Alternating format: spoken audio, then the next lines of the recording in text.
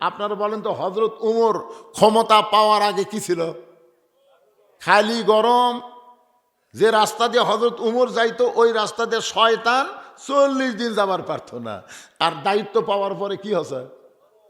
এমন নরম যা আটার বস্তা কান্দত করে নিয়ে গেছে। জোরে কোন কথা ঠিক কিনা?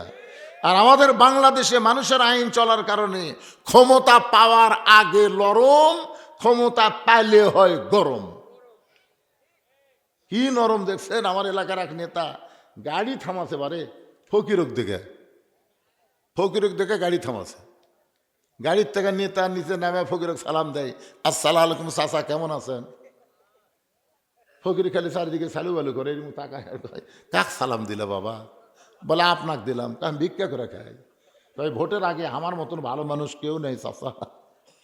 ভোটের আগে খুবই ভালো। ফকিরক সালাম দেয়, জমির যে ধান উইয়া দেয়, কৃষকের সাথে গলাগলি করে। খালি ভোটটা পাওয়া হয়ে গেলে ওই নেতার সামনে 100 মোটর সাইকেলের চামচা, পিছনে 100 মোটর সাইকেলের চামচা। জোরে কোন কথা ঠিক কিনা? মাঝে মধ্যে নেতা যদি আক্কেলপুর বেড়াবার আসে, গরিব ভোটার নেতার কাছে যাবার চালে চামচার ঘুরতে একটাও যাবার পারবি না। এই জন্যে ঘুতির নেতা যেন সামনে না আসে, এই চালাকি আমাদের করার দরকার আছে না নাই? জোরে কোন আছে না নাই? গুরুত্বপূর্ণ কথা, বর্তমান বাংলাদেশের প্রেক্ষাপটে চাষটলে আমাদের 5 পেরে গল্প শুরু হয়ে গেছে। গল্প কি জানেন? গল্প করতেছে আগে আওয়ামী লীগ ক্ষমতা ছিল, আগামীতে বিএনপি ক্ষমতা আসতেছে। আগে আওয়ামী লীগ ক্ষমতা ছিল, আগামীতে বিএনপি ক্ষমতা আসতেছে। এই কথা শুনে আমি বলছি নাউজুবিল্লাহ, নাউজুবিল্লাহ, নাউজুবিল্লাহ। তা আমার এই নাউজুবিল্লাহ শুনে 3-4 জন খুব খেপে গেছে। আমার কয়, হুজুর আপনি নাউজুবিল্লাহ করলেন কেন? আওয়ামী লীগ কি ক্ষমতা ছিল না? আমি বললাম না। বিএনপি ক্ষমতাতে আসবে না? আমি বললাম না। তখন সব লোক আমাকে ধরে বলতে, তাহলে কে আসবি? আওয়ামী লীগও ছিল না, বিএনপিও আসবি না, তাহলে ক্ষমতাতে আসবি খেয়ে? আমি বললাম, পাগলা, ক্ষমতাত কেউ আসে না রে পাগলা। সব সময় একজন ক্ষমতা থাকে, তিনি হলেন আমার আল্লাহ। ক্ষমতার ব্যাপারেও সেরে গেছে, আছে না নাই? অমুক দল ক্ষমতাতে আছে। আপনার বলেন তো, কোনো দল ক্ষমতায় আছে না আল্লাহ ক্ষমতায় আছে? এই জন্য আল্লাহ সূরা মুলকের প্রথমেই বললেন, তাবারাকাল্লাযী বিয়াদিহিল মুলকু ওয়া হুয়া আলা কুল্লি শাইইন কাদির। গোটা পৃথিবীর রাজত্ব, কর্তৃত্ব, মালিকানা কার হাতে? সমস্ত ক্ষমতার মালিক কে? আরো জোরে। আচ্ছা, আওয়ামী লীগ যদি ক্ষমতা থাকতো তাহলে 24 সালের 5ই আগস্ট কি হলো? এই জন্য বিশ্বাস করা লাগবে, আগামীতে তারা ক্ষমতার ধান্দা করতেছেন, ক্ষমতা আপনাকে না, ক্ষমতা কার? এদিক সেদিক করলি আবার। হ্যাঁ, এই জন্য ভাই টেলটি বেল্টি করেন না। আল্লাহ রাসূলের হাদিসের ব্যাখ্যায় বলা হয়েছে, আল্লাহর কোরআন দিয়ে যখন রাষ্ট্র চলবে তখন নেতারা ক্ষমতা পাওয়ার আগে গরম থাকবে, ক্ষমতা পাওয়ার পরে নরম হবে। আজকের দ্বিতীয় বক্তা এটা আপনাকে শুনিয়ে দিয়ে গেছে। জোরে কোন কথা ঠিক কিনা? আল্লাহর জন্য যারা জীবন দিবে তাদের নাম হবে হোসাইন। আল্লাহর নবীর নাতির নাম হলো হোসাইন। জীবন দিয়েছে কার জন্যে? জোরে কন্যা কার জন্যে? আল্লাহর জন্য জীবন দিয়েছে। কারবালার প্রান্তরে হুসেন রাদিয়াল্লাহকে হত্যা করার পর দেহ থাকলো কারবালার প্রান্তরে। একটু মনোযোগ দিয়ে শোনেন, মাথা কিন্তু আর কারবালার প্রান্তরে রাখে নাই। জিয়াদ নামে একজন পাপিষ্ট ওই মাথাটা গামলাই করে নিয়ে গেল ইয়াজিদের দরবারে। ইয়াজিদ তখন ক্ষমতার চেয়ারে বসেছিল। জিয়াদ ইয়াজিদকে খুশি করার জন্যে ওই হোসেনের মাথাটা ইয়াজিদের সামনে যখন দিল, ইয়াজিদের হাতে একটা লাঠি ছিল, ওই লাঠিটা হোসেন রাদিয়াল্লাহর মুখের মধ্যে ঢুকায় বলে, হোসাইন, খালি জেদ করে তুই শেষ হয়ে গেলি। শুধু জেদ করলি তোর নানার ইসলামকে বাঁচানোর জন্যে। আমার হাতে বায়াত গ্রহণ করলি না, আজকে দেখ তোর দেহ আছে কারবানায় আর তোর মাথা আছে দামেস্কে, মুখের মধ্যে লাঠি ঢুকাইয়া ইয়াজিদ যখন তিরস্কার করতেছে, হোসাইন আমি ইয়াজিদ সিংহাসনে বসে আছি আর তুই হোসাইন শেষ হয়ে গেলি, তুই শেষ হয়ে গেলি, তুই শেষ হয়ে গেলি। তিনবার যখন এই কথা বলেছে, ইয়াজিদের সামনে যত মুসলমান বসে আছিল সবাই মাথা নিচু করে আছে। সবাই কি আফসোস করতেছে, আফসোস করতেছে, কিন্তু কারণ মাথা তুললি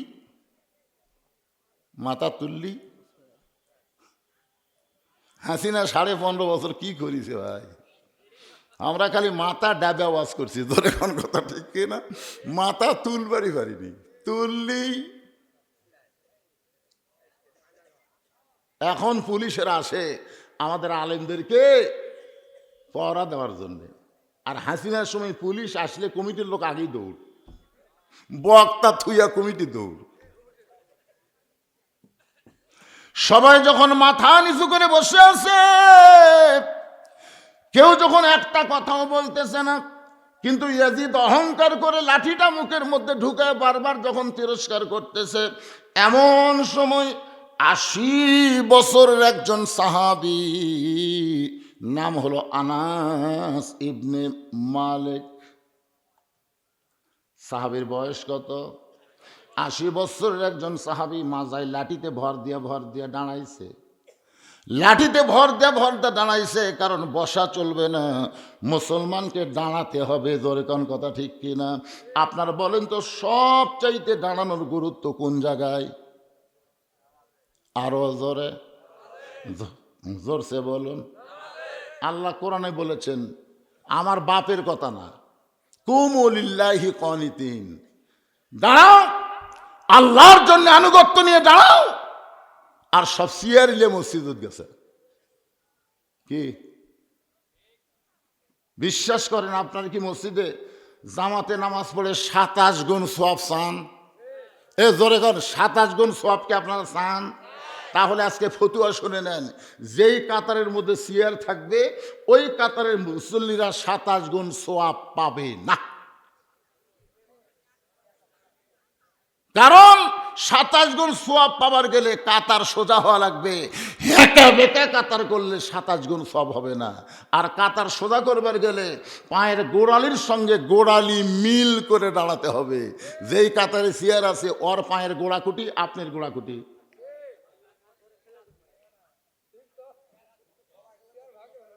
এই কথাটা 27 গুণ সওয়াব যদি আপনি চান, যদি না চান তো চেয়ার দিয়ে থাকেন, অসুবিধা কি?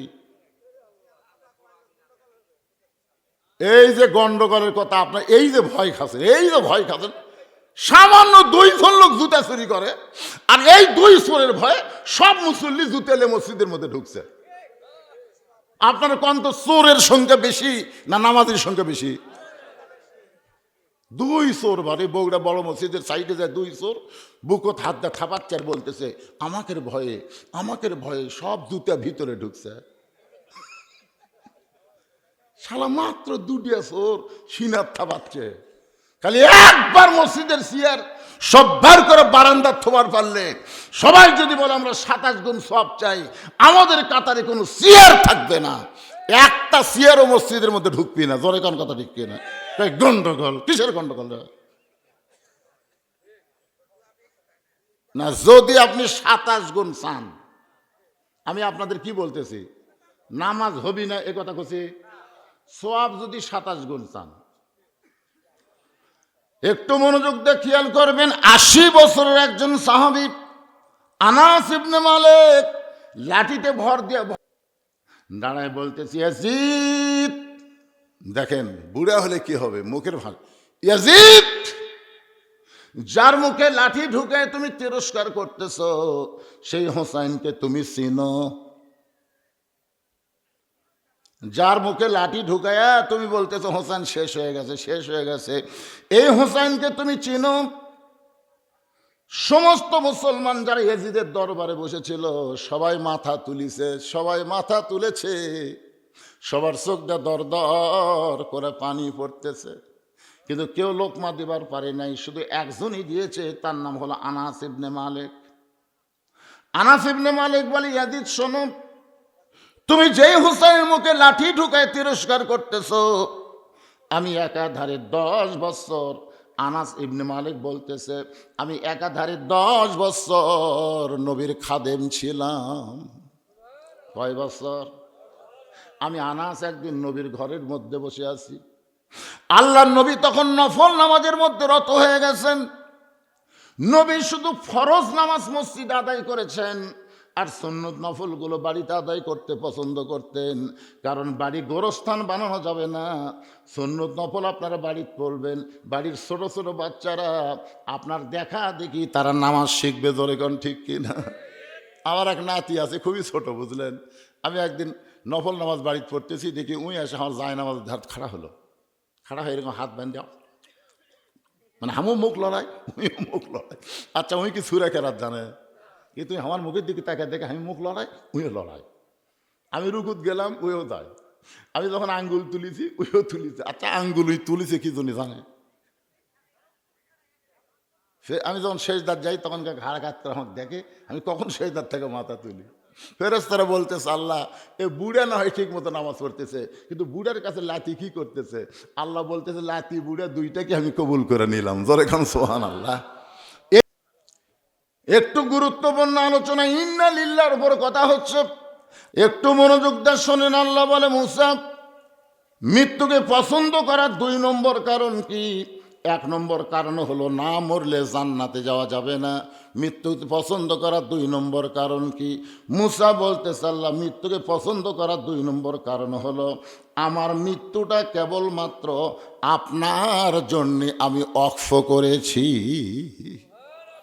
যত মানুষ এখানে আমরা বসে আছি, আমরা মরবো কার জন্যে? যাই বলতেছেন না, কার জন্য মরবার চাচ্ছেন?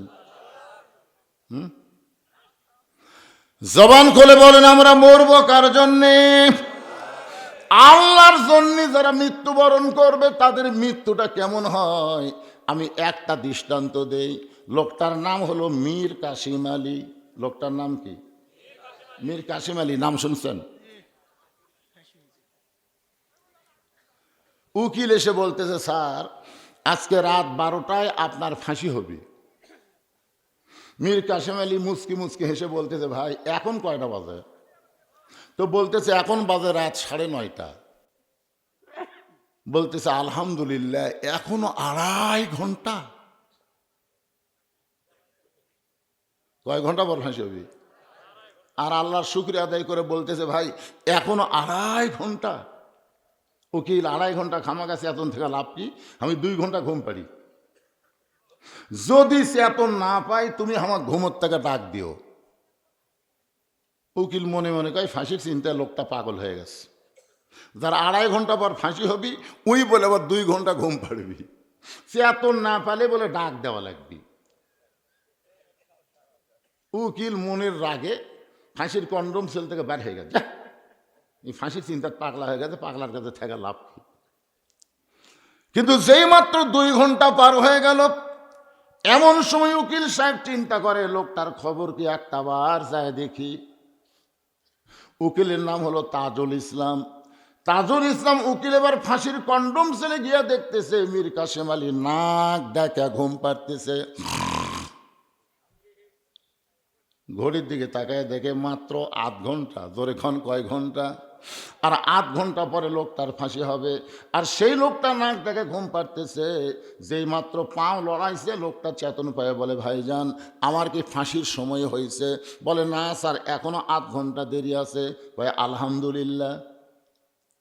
আলহামদুলিল্লাহ মুসকে হাসিতে ওযু করে 2 রাকাত নামাজ পড়ে কোরআনের সূরা মুলক আর মুজাম্মিল তেলাওয়াত করে ফাঁসির কন্ডম সেলের মধ্যে সবচাইতে ভালো যে পাঞ্জাবিটা ছিল, ওই পাঞ্জাবি পরার পরে চিরুনি মাথার চুল হাসরায় বলে, উকিল রে, দেখো তো আমাকে কেমন লাগতেছে। উকিল কান্দের বলে, স্যার, এখনই আপনার ফাঁসি হবে, আপনি পাঞ্জাবি গায়ে দিয়ে মাথার চুল আঁচড়ান, আপনি কি শ্বশুর বাড়ি যাবেন? মীর কাসিম আলী মুচকি মুচকি হাসিয়ার বলে, পাগল, ফাঁসি হবে আমার, আর তুই কেন কাঁদতে মারতেছিস, তুই তো জানিস না অন্যায়ভাবে কাউকে যদি ফাঁসি দেওয়া হয়, অন্যায়ভাবে কাউকে যদি হত্যা করা হয়, তার ফাঁসির মঞ্চে যাওয়ার সঙ্গে সঙ্গে আল্লাহ তাআলা 8টা জান্নাতের দরজা খুলে দেয়। আল্লাহ বলে, মুসা মৃত্যুকে পছন্দ করার 2 নম্বর কারণ কি? মুসা বলতেছে, আল্লাহ মৃত্যুকে পছন্দ করার 2 নম্বর কারণ হলো আমার মৃত্যুটা কেবলমাত্র আপনার জন্য ওয়াকফ করেছি।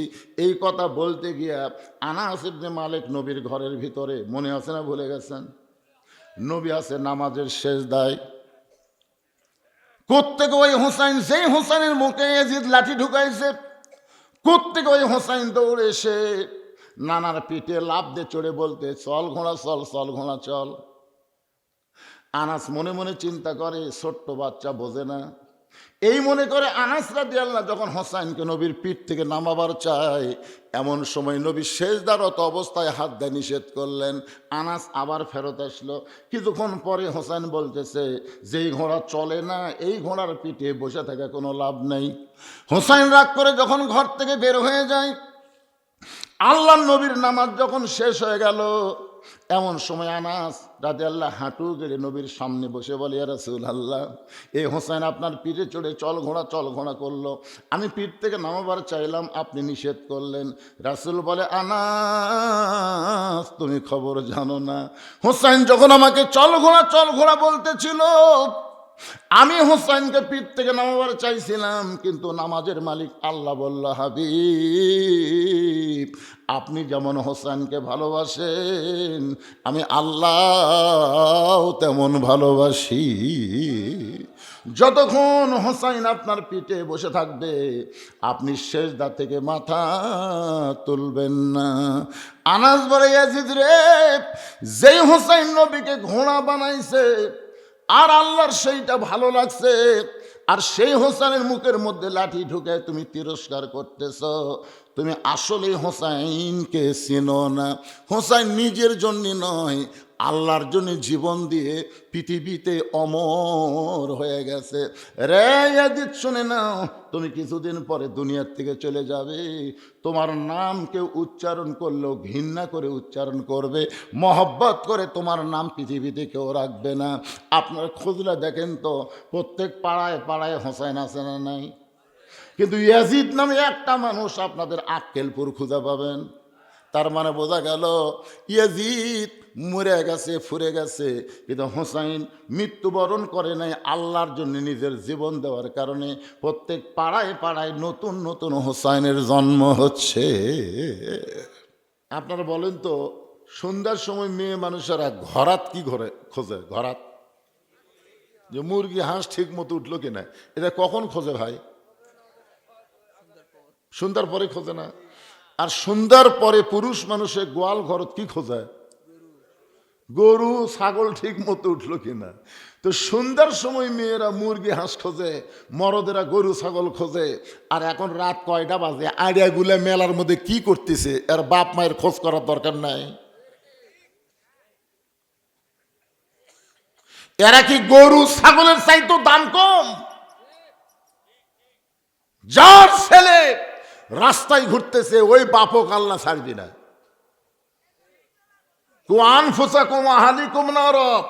জাহান্নামের আগুন থেকে বাঁচতে গেলে একলাই বাঁচলে হবে না, আহাল পরিবার সমাজ এবং রাষ্ট্র সবাইকে নিয়ে আমাদের বাঁচা লাগবে। জোরে কোন কথা ঠিক কিনা?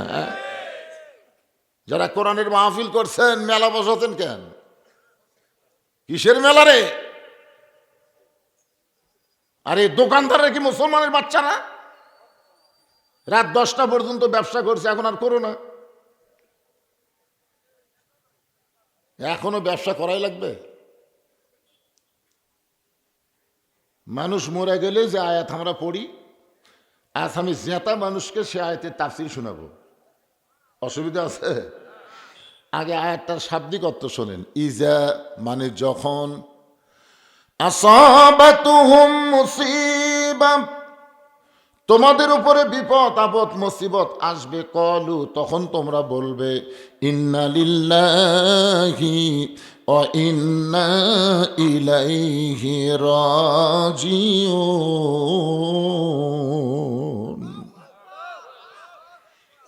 এখন আপনার বলেন তো, এ আয়াত কি মরার আয়াত না বিপদ আপদ মুসিবতের আয়াত? হ্যাঁ,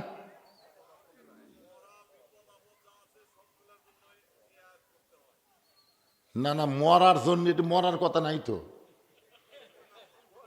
এটি আপনি কি শুনলেন? আসাবাতুহুম মুসিবা। এই যে আমার এক ভাই বলতেছে, মারাত্মক কথা আছে বারে, সবচেয়ে বড় বিপদ যদি মরা হয় তাহলে আমরা মরমই না।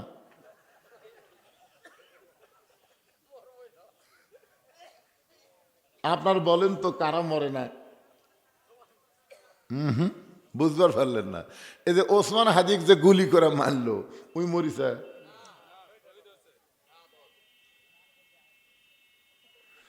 আল্লাহ কোরআনে বললেন, ওয়ালা তাকুলু লিমান ইউকতালু ফি সাবিলিল্লাহি আমওয়াতুন বাল আহয়াউ ওয়ালাকিন লা তাশউরুন। আল্লাহ রাস্তায় যাদেরকে হত্যা করা হয়, আল্লাহ রাস্তায় যারা জীবন দেয় তাদেরকে তোমরা মৃত্যু বলো না, আমি আল্লাহ বলতেছি তারা জীবিত।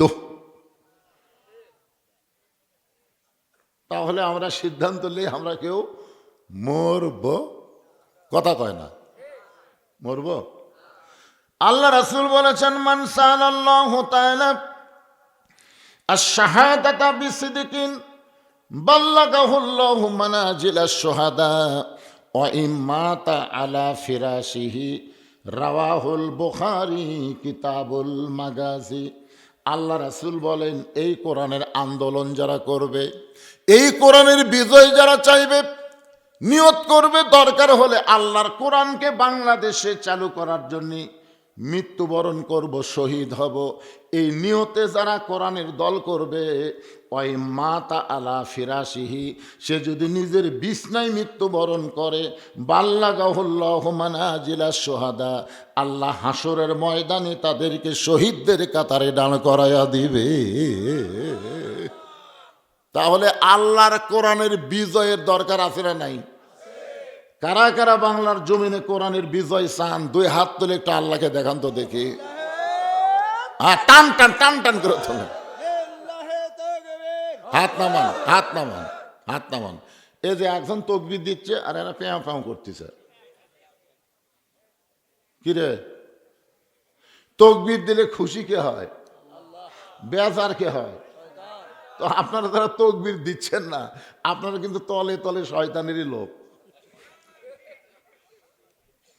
মানে 11 সালে যখন প্রথম হজ করবার গেলাম, বুঝলেন, আমার এক সাথী ছিল, এই জামরায় শয়তানক পাথর মারার সময় এক ঠ্যাঙের উপর ভর দেখারি ইহ ইহ ইনকার পাথর মারে, মানে পাথর মারে আর ইহ করে শব্দ করে। তা আমরা দুই পায়ের উপর ভর দেয় পাথর মারি, কিন্তু এক ঠ্যাঙের উপর ভর দেয় পাথর মারে। তা আমি বললাম, কে রে ভাই, তুই এইভাবে শয়তানক পাথর মারতেছিস কারণ কি? বলে, হুজুর যত জোরে মারমো তত সোয়াব বেশি। আমি বললাম, পাগলা, এ জায়গা শয়তান আছে তো কে কলো? এখানে একটা পিলার করে দিছে, এটা ইব্রাহিম নবীর সুন্নত, আমরা আমল করি। তো বলছে, না হুজুর, আমার কলজাত শান্তি পাচ্ছি সেজন্য জোরে জোরে মারতেছি। তা আমি বললাম, ভাই আমি একটা কথা শুনলাম। বলে, কি কথা? বলে, আপনি নাকি হজ করার আগে রেস্ট অফিসে গেছিলেন। তখন হুজুর আপনি কেমনে জানলেন? আমি বললাম, ভাই আমি এটাও শুনলাম আপনি 16 বিঘা জমি ছেলেক দিছেন আর মেয়েক নাকি 1 বিঘা দিছেন।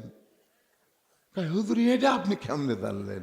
আমি বললাম, পাগলা, যে আল্লাহর কোরআনের ফারাইজকে অস্বীকার করে নিজের ইচ্ছা মতো বন্টন করে, সে নিজেই শয়তান। তাকে আবার শয়তানক পাথর মারা লাগবে কে? ওই পাথর তুকি মার, তুকি মার। আজকের এই মাহফিলে যারা আল্লাহু আকবার বলবার পারতেছে না, তাদের ভিতরেই শয়তান বসে আছে। এই কারণে আল্লাহু আকবার জবান তার প্রকাশ পাচ্ছে না। কি এটা কোনো দলের স্লোগান? দলের কেউ কেউ অমুক দলের, অমুক দলের।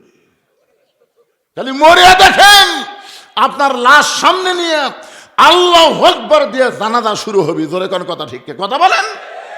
যখন দুনিয়াতে এসেছেন ডান কান্দে আল্লাহু আকবার আজান, বাম কান্দে আল্লাহু আকবার আকামত, আপনার শুনাইনি? তারা আল্লাহু আকবার তো জন্ম হলো, আল্লাহু আকবার তো মৃত্যু হবে, আর সেইটার উপর তাকবীর দিলে কোন জায়গায় বাঁচতেছে আপনার? দেখি গলা খাঁকারি দেন তো। মানে আমার ওয়াজ শুনবার গেলে আমি যতই বুড়া হই বুঝলেন, কিন্তু মরা মানুষকে আমি ওয়াজ শোনাবার পারি না। আগে চেতন করে চেতন আর ওয়াজ হবে, ইন্না লিল্লাহর ওয়াজ। লিল্লাহে তাকবীর। এইবারে বোঝা গেল। তা আপনারা পারেন তো দেন না কেন? শয়তান এত জোরে দৌড় মারছে, আল্লাহ রাসূল বলেন তাকবীর যত জোরে হবে শয়তান তত জোরে দৌড় দিবে, শয়তানের পিছন দিক দিয়ে বাতাস বার হবে। জোরে কান কি বার হবে? আপনার যে তাকবীর দিচ্ছেন শয়তান বায়ু ছাড়ে দৌড় মারছে। হায় হায় হায়, এই এলাকার মধ্যে থাকা চলবি না রে। এখন আল্লাহ কেমন আছে? মুসা নবী দেখবার যাবি ফেরাউনের কাছে। জোরে কান কার কাছে? এই জায়গাটায় রেখে আমি চলে আসলাম ইন্না লিল্লাহর উপরে। আমার এক ভাই বললেন মরাটাই হলো সবচাইতে বড় বিপদ, কিন্তু আল্লাহ কোরআনে বলেছেন ইয়া আইয়ুহাল্লাযীনা আমানুত্তাকুল্লাহা হাক্কা তুকাতিহি ওয়া লা তামুতুন্না ইল্লা ওয়া আনতুম মুসলিমুন।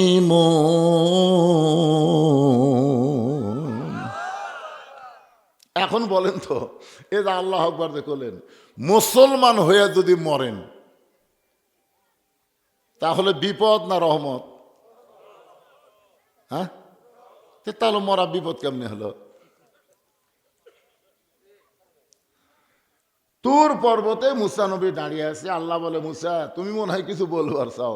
মুসা বলতেছে আল্লাহ আমি একটা মারাত্মক কথা বলবো, আপনার রাগ করা চলবে না। আল্লাহ বলে মুসা কি এমন কথা বলবা?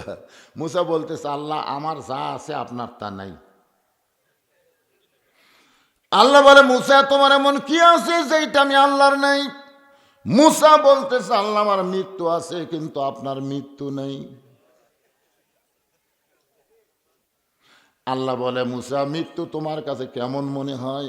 মুসা বলতেছে আল্লাহ দুনিয়ার জীবনে যত নিয়ামত আপনি দান করেছেন তার মধ্যে উত্তম নিয়ামতের নাম হলো মৃত্যু।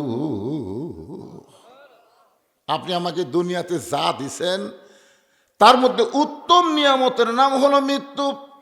আল্লাহ বলে মুসা মানুষ দুনিয়াতে গেলে মরবার চায় না, আর সেই মৃত্যু তোমার কাছে উত্তম মনে হওয়ার কারণ কি? মুসা বলতেছে আল্লাহ কারণ হলো তিনটা। জোরে বলেন কয়টা? এক নম্বর কারণ হলো আপনি এত সুন্দর জান্নাত বানায় রাখছেন, সেই জান্নাতে যদি যাবার চাই মরা ছাড়া জান্নাতে যাওয়ার কোনো রাস্তা নেই। তাহলে এখন যদি না মরেন জান্নাত কেমনে যাবেন? আপনার কি জান্নাত চান না? চান তো কিভাবে যাবেন? লাইলাতুল মেরাজে আমাদের নবী বাইতুল মুকাদ্দাসের মধ্যে 2 রাকাত নামাজের ইমামতি করেছে। আপনারা জানেন? বিশ্বাস করেন? আবু জেহেল কিন্তু বিশ্বাস করেন। নবী আমার 2 রাকাত নামাজের ইমামতি করলেন, যার কারণে আমাদের নবীর ডিগ্রি হলো ইমামুল আম্বিয়া, ইমামুল মুরসালিন। নামাজ যখন 2 রাকাত শেষ হয়ে গেল, ফেরেশতা জিবরাইল বললেন ইয়া রাসূলুল্লাহ আপনি যে ইমামতি করলেন আপনার পিছনে যারা নামাজ পড়লো আপনি কি তাদের চিনেন? আল্লাহ রাসূল বললেন এই জগতের কাউকে আমি চিনি না। ফেরেশতা জিবরাইল বললেন 1,24,000 নবী রাসূল আজকে আপনার পিছনে ইক্তেদা করলো, আপনি হলেন ইমামুল আম্বিয়া, ইমামুল মুরসালিন। আল্লাহ রাসূল বললেন জিবরাইল ভাই এতগুলো নবী রাসূল যখন আমার পিছনে ইক্তেদা করলো আমি একটু সবাইকে দেখবার চাই। জিবরাইল বললেন আপনি যা বলবেন তাই, আপনি যা বলবেন তাই, আপনি যা বলবেন আল্লাহ সাথে সাথেই সেটা গ্রহণ করবে। ধরে কন সুবহানাল্লাহ। বিশাল একটা মেম্বর আনা হলো, ওই মেম্বরে আল্লাহ নবী দাঁড়ালেন। আমাদের নবী দাঁড়ায় সমস্ত নবীদের দিকে তাকায় আছেন, সমস্ত নবীরা আমাদের নবীর দিকে তাকায় আছে। সুবহানাল্লাহ কবেন না? আমাদের নবী সমস্ত নবীর দিকে তাকায় আছে, যেরকম আমি আপনাদের সবার দিকে তাকায় আছি, আপনারা সবাই আমার দিকে তাকায় আছেন, আছে না নাই? হঠাৎ আল্লাহর নবী দেখতে পাইলেন সমস্ত নবীর চেহারা আলোকিত, কিন্তু একটা নবীর চেহারার মধ্যে কোনো আলো নাই। নবী বললেন, জিবরাইল, সবার চেহারায় আলো দেখতে পাই, কিন্তু ওই নবীর চেহারার মধ্যে আলো নেই কেন? জিবরাইল বলে, হুজুর আপনি তাকে কাছে ডাইকে জানতে পারেন। আল্লাহ নবী তাকে কাছে ডাকে বললেন, আপনার নাম কি? বলে, আমার নাম হলো ঈসা আলাইহিস সালাম। নবী বললেন, সমস্ত নবীর চেহারার মধ্যে নূর দেখি, আলো দেখি, কিন্তু আপনার চেহারার মধ্যে আলো নাই। ঈসা বলতেছেন, সমস্ত নবীরা জান্নাত থেকে আপনার পিছনে এসে নামাজ পড়লো, আর আমি ঈসা জান্নাত থেকে আসতে পারি নাই। রাসূল বললেন, সবাই জান্নাত থেকে আসলো, আপনি কেন আসলেন না? ঈসা নবী বলতেছে, এখন আমার মরণই হয় নাই, না মরলে জান্নাতে কেমনে যায়? এখান থেকে বোঝা গেল জান্নাতে যাইতে গেলে মরা। কথা কয় না সবাই? আমি যেই বলবো জান্নাতে যাইতে গেলে কি চাই, আপনার জবান করে বলবেন, মরতে চাই। জান্নাতে যাইতে গেলে কি চাই? আরো জোরে, জোরসে বলুন। আমার এরকম একটা ওয়াজ ভারতত গেছে, ভারতের হিন্দুরা এই ওয়াজটা শোনা কাই করে। বাংলার মুসলমান যেদিন থেকে মরতে চাই মিছিল শুরু করছে, সেদিন থেকে বাংলার মুসলমানকে আর পৃথিবীর কেউ দমাতে পারবে না, কারণ যারা মরবার চায় তাদের সাথে কেউ পারে না। জোরে কোন কথা ঠিক না? আমরা সকলে জান্নাতে যাইতে যে আল্লাহ কোরআনে বলেন, ইন্নাল্লাযীনা ক্বালু ربنا الله ثم استقاموا تتنزل عليهم الملائكة ألا تخافوا ولا تحزنوا وأبشروا بالجنة التي كنتم توعدون।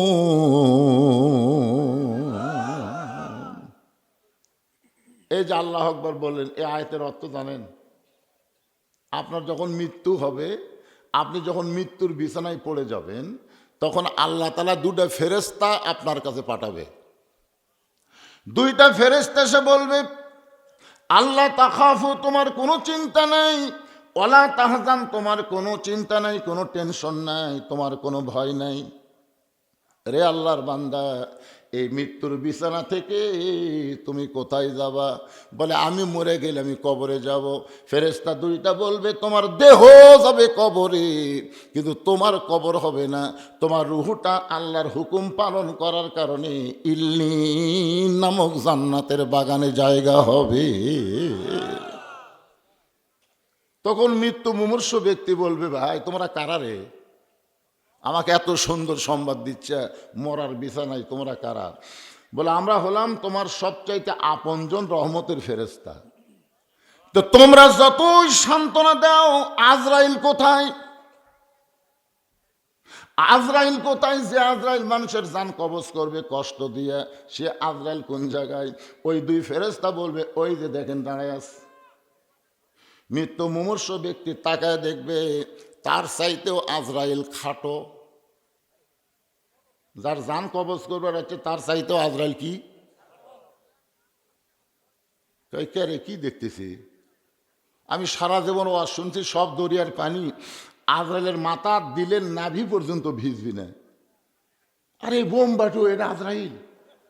তখন ফেরেশতারা বলবে, ঠিকই আছে ভাই, আজরাইলের মতোই আজরাইল আছে, কিন্তু আল্লাহ তাআলা আপনার চোখে দুইটা লেন্স লাগাই দিছে, যে আপনি যে আল্লাহর ভয়ে আল্লাহর গোলামি করেছেন, সেই আল্লাহ ছাড়া অন্য কারো ভয় যেন আপনার কলিজায় না আসে, এজন্য বড় আজরাইলকে ছোট করে আপনার সামনে পাঠাইয়া দিছে। আপনি জানেন, মাটির আদমকে আল্লাহ সৃষ্টি করিয়া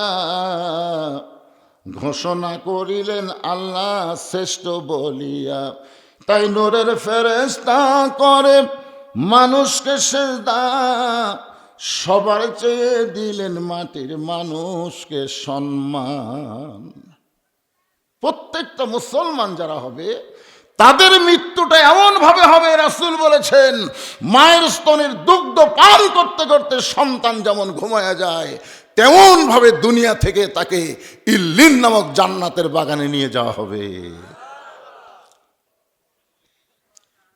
আপনি যখনই এই সংক্ষিপ্ত দরুদ শরীফটা পড়লেন, এই যে সাল্লাল্লাহু আলাইহি সাল্লাম, এইটুকুই, এখানে একদল ফেরেশতা আছে, আপনার মুখের দরুদ শেষ হওয়ার সঙ্গে সঙ্গে এই দরুদগুলো ফেরেশতারা আল্লাহর নবীর রওজা মুবারকে আপনার নামে জমা দিয়ে দেয়। বলেন তো, আমরা সবাই মদিনায় যাওয়ার গ্যারান্টি আছে? সকলের মনে মদিনায় যাওয়ার আশা আছে না নাই? কিন্তু আশা থাকলেই তো যাওয়া যাচ্ছে না। এ সম্পর্কে একটা গানও তো আমরা ছোট থেকে শুনি, মনে বড় আশা ছিল যাব মদিনায়। শোনেননি আপনারা?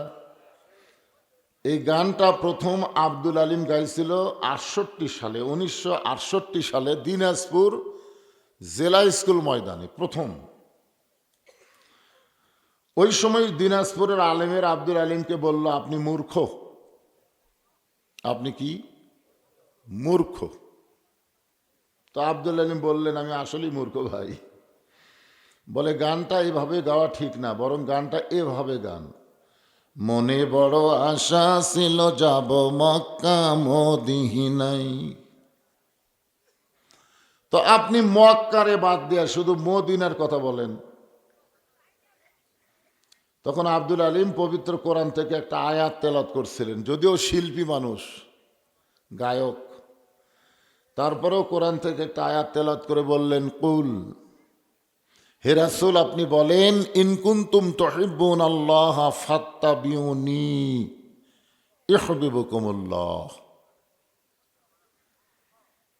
এই আয়াতের বাংলা অর্থ হলো, কেউ যদি আল্লাহকে পাবার চায়, আল্লাহকে মহব্বত করতে চায়, আল্লাহর গোলামি করতে চায়, ফাত্তাবিউনি, নবী ছাড়া উপায় নাই।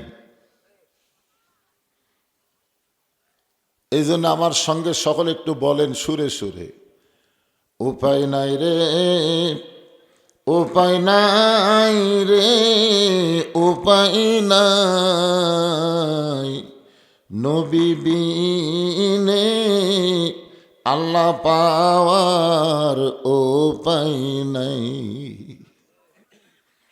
আব্দুল আলিম বললেন যে আমি মক্কা বাদ দিয়ে শুধু মদিনায় যাওয়ার কথা বলছি, এই কারণে তোমরা আমাকে মূর্খ কইলে। কিন্তু শোনে নাও দুনিয়ার মুসলমান, মদিনার মানুষটাকে কেউ যদি আপন করতে পারে, তার সুন্নাত আদর্শ যদি গ্রহণ করে, তাহলে শুধু মক্কা নয়, মক্কার মালিক আল্লাহ পর্যন্ত তার হয়ে যায়। কি বুঝলেন? এই যে দরুদ শরীফ পড়লেন, কোথায় গেল? কথা কয় না, মদিনায় চলে গেল, মক্কাত না, মদিনাত গেল। যার কাছে ফেরেশতারা দরুদ শরীফ পৌঁছায় দিল, তিনি আমাদের কে হয়? আমাদের সবচাইতে আপনজন, আমাদের সবচাইতে কি আপনজন। নিদানে আখেরাতে তরাইতে পুলসে রাতে, কান্ডারি হইয়া নবী পার করিবেন সেই তরণী। সবাই বলেন নবী মোর পরশমণি, নবী মোর সোনার খনি, নবী নাম ভাবে যে জন সেই তো দোজাহানের ধনী। এখন থেকে নবীর নাম উচ্চারণ করলে, দরুদ পড়তে আমরা কোনো অলসতা, কৃপণতা, বকিলতা করব না, সাথে সাথেই বলবো সাল্লাল্লাহু আলাইহি ওয়াসাল্লাম।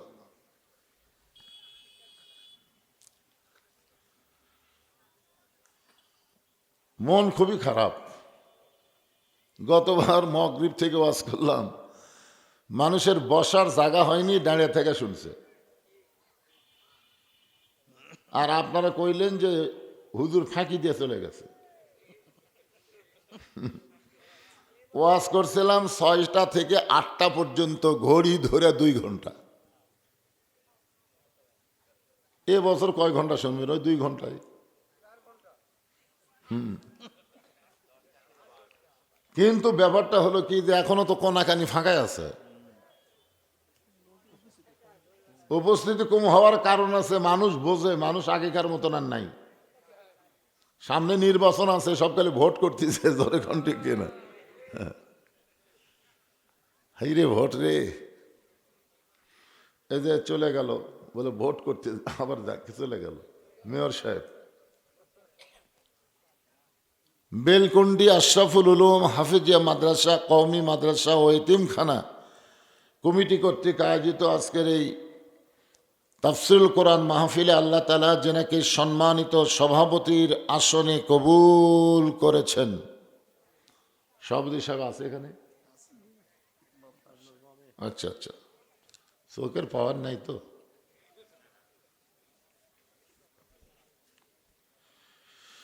জনাব মোহাম্মদ আহসান হাবিব বাবু, সেক্রেটারি অত্র মাদ্রাসা। আজকের এই মাহফিলের সম্মানিত সহসভাপতি জনাব আলহাজ মোহাম্মদ আসাবউদ্দিন সরকার, জনাব মোহাম্মদ ফজলুর রহমান, সভাপতি অত্র মাদ্রাসা। সেক্রেটারি সভাপতি বানাছে, আর সভাপতি বানাছে সহসভাপতি, উল্টা দিছে। আজকের এই মাহফিলের সম্মানিত প্রধান অতিথি জনাব মোহাম্মদ আলমগীর চৌধুরী বাদশাহ, সম্মানিত বিশেষ অতিথিবৃন্দ, সম্মানিত ওলামাই কেরাম, আপনাদের মাঝে মাঝে যে সমস্ত আলেম ওলামা বসে আছেন, মঞ্চে আছেন, মাগরিবের নামাজের পর থেকে এত রাত পর্যন্ত কোরআন হাদিসের আলোকে অত্যন্ত গুরুত্বপূর্ণ আলোচনা করে আপনাদেরকে শোনাইছেন। আলেম ওলামা সহ আজকের মাহফিলের বক্তাগণকে অন্তরের অন্তঃস্থল থেকে আমি শুভেচ্ছা জ্ঞাপন করছি। এই মুহূর্তে আমার সামনে যারা বসে আছেন, জিনাদেরকে আল্লাহ দয়া করে, রহম করে, মেহেরবানি করে এই জান্নাতের বাগানে কবুল করেছেন। আমি যখন বললাম কবুল করেছেন, তখন আপনাদের কিছু একটা বলা দরকার ছিল।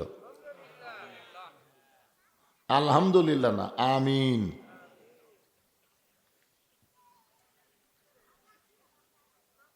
মন চাইলেই এখানে আসা যাবে না ভাই, এখানে আসবার গেলে যোগ্যতা লাগবে, ঠিক কেন বলেন? অনেকেই মেলার মধ্যে ঘুরতেছে, রাস্তার মধ্যে ঘুরতেছে, আমি দেখলাম তো বহুত। এরা বাহিরে ঘুরতেছে, ভিতরে ঢুকতেছে না। এরা ঢুকতেছে না কারণ আল্লাহ এদেরকে পছন্দ করেনি। এটা আমার কথা না, কথা হলো আল্লাহর। জোরে বলেন কার? আল্লাহ এই কোরআন কারিমে ইরশাদ করেন, মা সাবাকা মিন হাসানাতিন ফামিনাল্লাহ। বান্দা বান্দির দ্বারা যখন কোনো ভালো কাজ হয়, এই কাজ বান্দা বান্দি করে না, বরং আল্লাহ করায়। আপনারা বলেন তো, এই কোরআন কারিমের মাহফিলে বসা ভালো কাজ না খারাপ কাজ? তাহলে এই কাজ কি ভালো কাজ আপনারা করলেন না আল্লাহ করালো? তাহলে যে আল্লাহ অত্যন্ত দয়া করে, মেহেরবানি করে এই জান্নাতের বাগানে আপনাদের কবুল করেছেন, আমি আমার অন্তরের অন্তঃস্থল থেকে আপনাদের সবাইকে শুভেচ্ছা জ্ঞাপন করছি। সম্মানিতা মা বোনেরা, পর্দার অন্তরালে বসে বসে যারা আলোচনা শুনতেছেন, আমি তাদেরকেও শ্রদ্ধা জ্ঞাপন করে দীর্ঘ 1 বছর পরে এই মুহূর্তে জিজ্ঞাসা করতেছি, আপনারা সকলে কেমন আছেন? আলহামদুলিল্লাহ রব্বিল আলামিন। ওখান থেকে কে যেন কি কইল? আপনি কেমন আছেন? আচ্ছা আচ্ছা, এটাই হলো সৌজন্য। একবার মুসা আলাইহিস সালাম তুর পর্বতের কিনারায় গিয়ে দাঁড়িয়ে আছে। কোন নবী? মুসা আলাইহিস সালাম। তো আল্লাহ বলতেছে, মুসা তুমি কেমন আছো? মুসা তোমার খবর কি? মুসা বলতেছে আলহামদুলিল্লাহ। তো এখন মুসা নবী চিন্তা করতেছে, আল্লাহ যখন আমার খবর জানবার চালো, আমারও তো আল্লাহর খবর জানা দরকার। কারণ মুসা নবী আল্লাহর সাথে কথা বলার যোগ্যতা আছে না নাই? তো এই কারণে মুসা নবী বললেন, আল্লাহ আপনি কেমন আছেন, আপনার খবর কি? তো এখন আমি আপনাদের বললাম আপনারা কেমন আছেন, সবাই বললেন আলহামদুলিল্লাহ। কিন্তু মুসা নবী যখন আল্লাহর খবর শুনবার চাচ্ছে, আল্লাহ তখন কি কবে? আসলে আল্লাহ কেমন আছে? আপনাদের কি মনে হয় আল্লাহ কেমন আছে? না না না, সব জায়গাতে আল্লাহ থাকলে লাইলাতুল মেরাজে আল্লাহ রাসূলকে ওইখানে নিয়ে গেলেন কেন? এই বিশ্বাসটা করবেন না। ওটা হলো একটা দলই আছে মাজুসি, এদের বিশ্বাস আল্লাহ সব জায়গায় থাকে না, আল্লাহর পাওয়ার সব জায়গায়, আল্লাহর দয়া সব জায়গায়, আল্লাহর নজর সব জায়গায়। কিন্তু মানিস তাওয়া আলাল আরশ, আল্লাহ আরশে অধিষ্ঠিত। এটা কি আমার কথা না আল্লাহর কথা? জোরে বলেন। আল্লাহর কথা। হ্যাঁ,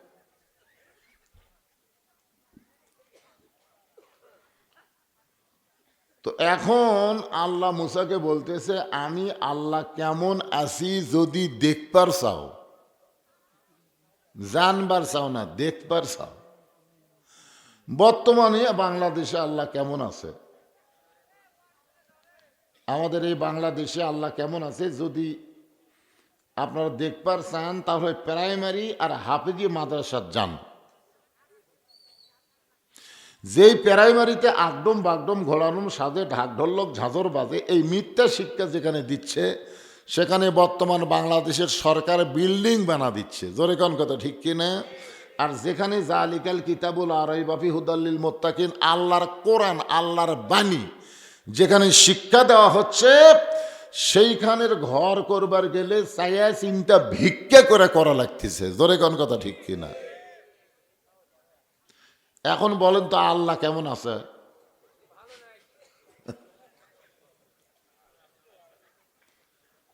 জিজ্ঞাসা করা হচ্ছে, ভাইজান খবর কি? বলে, হুজুর এদিকে যা দেখতেছেন না, এই পুকুর পুষ্করি সবই আমার, ওই দিকে যা জমা জমি দেখতেছেন সবই আমার, ওই দিকে আমার ভাইয়ের, এদিকে বাপ চাচার, তো সবই যদি তোমাকে হয় আল্লাহর, তখন কে আল্লাহটা দেখতে গেলে 2 মিনিট হাঁটা লাগবে। কয় মিনিট? 2 মিনিট হাঁটা মসজিদের সামনে গিয়ে বলতেছে, হুজুর এখানেও আল্লাহর কিছু ছিল না, আমার চাচা আল্লাহ 10 শতক দান করছে, আর আমরা টাকা পয়সা দিয়ে আল্লাহ ঘর বানা দিছি। ফেরেশতারা বলতেছে, আল্লাহ যে দেশে তোমার জায়গা নাই, ওর চাচা দিলে তোমার জায়গা হয়, আর এরা টাকা পয়সা দিয়ে ঘর বানা দেয়, এই দেশের নাম কি?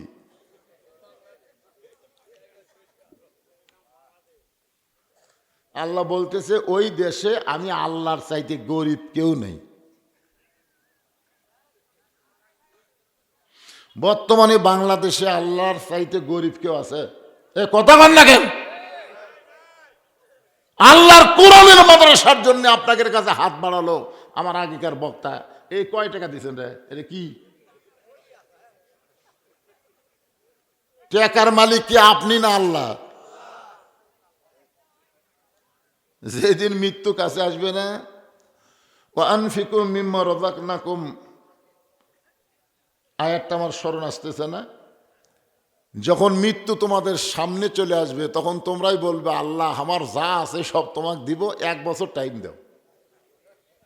আল্লাহর ফেরেশতা আজরাইল তখন কান সারা বরাবর একটা চড় মারবি, এমন চড় মারবে, এই শয়তান তোর কিছুই নাই, আল্লাহ তোকে দিছিল পরীক্ষা করার জন্যে, আল্লাহর সম্পদ আল্লাহ তোকে দিছিল পরীক্ষার জন্যে, আর তুই নিজের মনে করে থুয়ে দিছিস।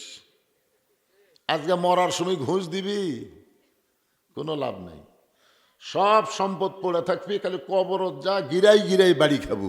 জোরে কথা কন, ঠিক কিনা? হায় হায় রে। ফকির তো টেকা থুয়া মাদ্রাসার জন্য দান চায়, যারা দেয় না এরকে টেকা ঠিকই নামে যাবি ভাই। পুষটা খেয়ে পড়বি, হাসপাতাল ছাড়া ভালো হবি না। বউ কাপড় ধোবার যায়, টাইসত কাত হইয়া পড়বি, মাথাত বাড়ি খাবি, পঙ্গু হাসপাতালত যাওয়া লাগবি। টেকা দিব না, তোর বাপ দিবি। তোর এখন কথা ঠিক কিনা? এই জন্য রাসূল বলেছেন as-সাদাকাতু তারুদ্দুল বালা, দান সদকা করলে আল্লাহ বালা মুসিবত দূর করে দেয়। মুসা বলতেছে আল্লাহ আপনার খবর কি? আল্লাহ বলতেছে আমি আল্লাহ কেমন আছি যদি দেখবার চাও, ইযহাব ইলা ফিরআউন ইন্নাহু তাগা। আমি আল্লাহ কেমন আছি যদি দেখবার চাও তাহলে ফেরাউনের কাছে যাও। জোরে কোন, কার কাছে যাও? ফেরাউনের কাছে গেলি দেখবা আমি আল্লাহর খবর কি। আজকে আমাদের বাংলাদেশে আল্লাহর খবর কি? কোরআনের ওয়াজ হয় কিন্তু কোরআন অনুযায়ী মানুষ চলবার চায় না। এরা উঠলো সামনে থাকা ওটাই আর বহুমূত্র ধরবি, উঠবি কা? এই জায়গাটা পুরো করে দেন তো, এই জায়গাটা পুরো করে, ওই জানার চান্স না পায়। যে কোরআনকে লক্ষ্য করে আল্লাহ বলেছেন অনুনাজ্জিলু মিনাল কোরআনি মা হুয়া শিফাউ ওয়া রাহমাতুল লিল মুমিনিন। এই কোরআন হচ্ছে মুমিনদের যাবতীয় রোগের ঔষধ এবং রহমত। কোরআনের ওয়াজ শুনবার এসে যদি সামান্য পেশাব লাগে আর আপনি যদি লাভ দিয়ে ওঠেন, এই কোরআনের অভিশাপে আপনার বহুমূত্র হবে।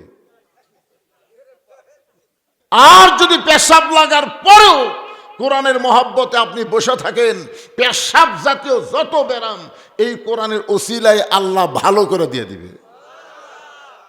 কি বিশ্বাস হয় না? দেখ, বিশ্বাস হয় না? সেই দিন বিশ্বাস হবে যেদিন বাংলাদেশের কোরআন কোরআনের মঞ্চ থেকে সংসদে যাবে। জোরে কোন কথা ঠিক কিনা?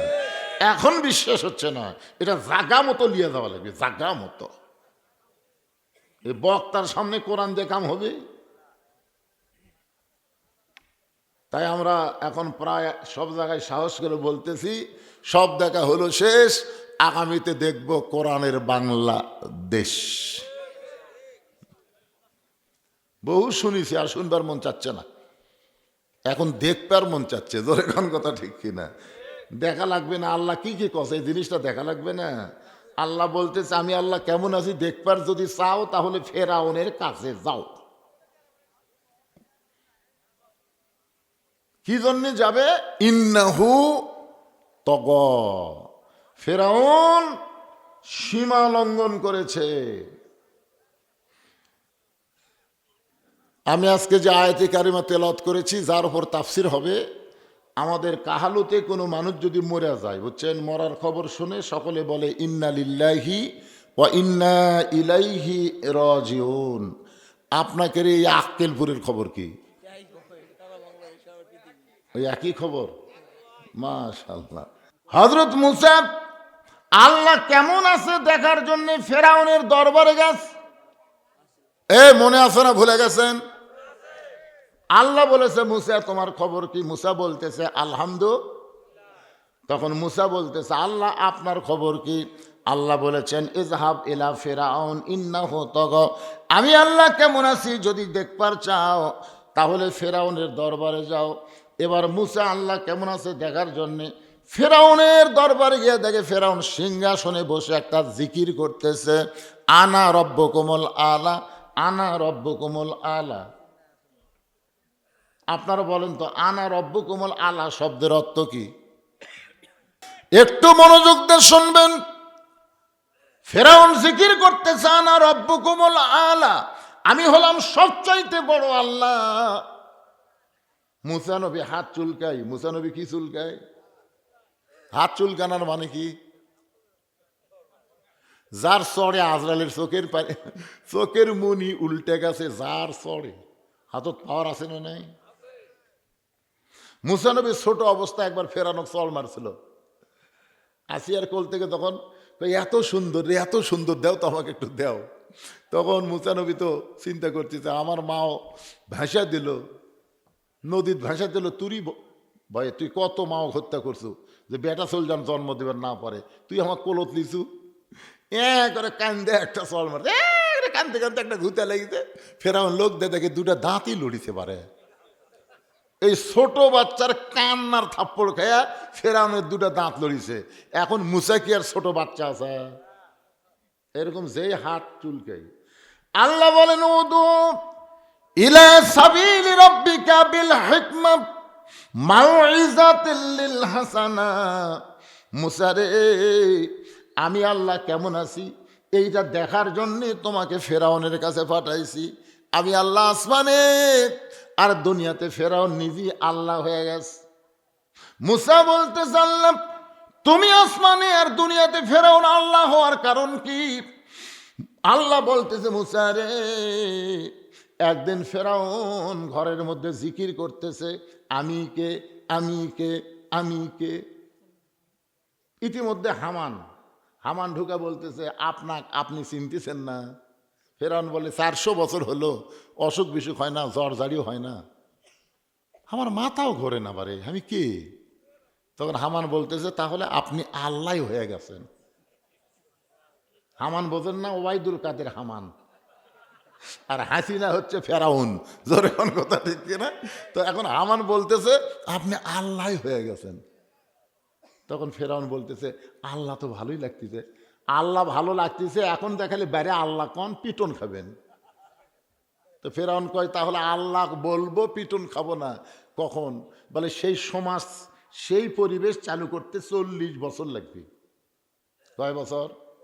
40 বছর লাগবে। আসমানি কিতাব দুনিয়াতে যারা বিশ্বাস করে তাদেরকে ধরে ধরে জেলত বন্দি করা লাগবে। যারা আকাশের কিতাব, আল্লাহর কিতাব যারা বিশ্বাস করে, আল্লাহর কিতাবের যারা ওয়াজ করে, তারকে ধরে ধরে জেলত বন্দি করা লাগবে। আর যেখানে কোরআনের আসমানি কিতাব শিক্ষা দেওয়া হয়, আগডম বাগডমের টাকা দেওয়া হবে, কিন্তু কোরআনের কিতাবের শিক্ষা যেখানে দেওয়া হয় সেখানে একটা পয়সাও দেওয়া হবে না। এই শিক্ষাগুলো বন্ধ করা লাগবে।